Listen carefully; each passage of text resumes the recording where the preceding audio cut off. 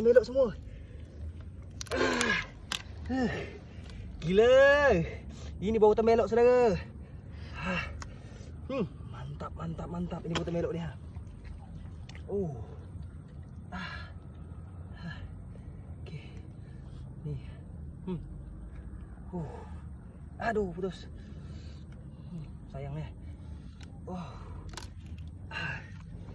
Mantap saudara, mantap. Mantap.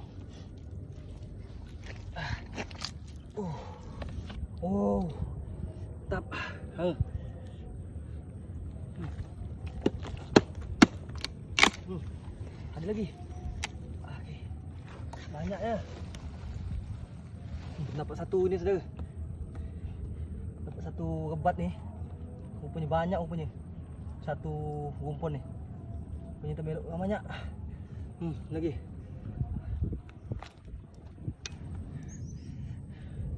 Ramaikan video ni saudara dan komen apa yang Cuculong harus buat lagi dan apa yang harus Cuculong ambil.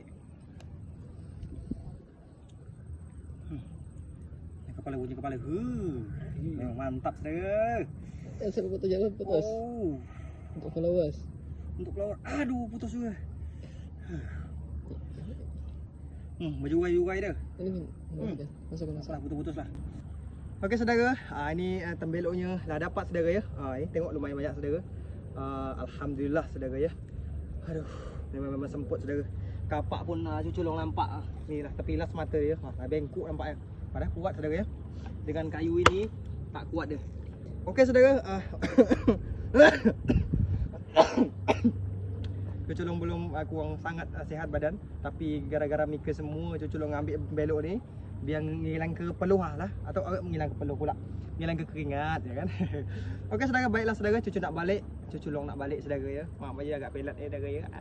Belok dah dapat juga saudara. Sangat senang, sangat bahagia. Pokoknya Mika jangan lupa support, share dan komen saudara ya. Bye bye. Dan tempat Mika semua, apa nama ni saudara? Kalau tempat saya Tembelok, tapi di daerah Kalimantan saya orang cakap Tembelok juga.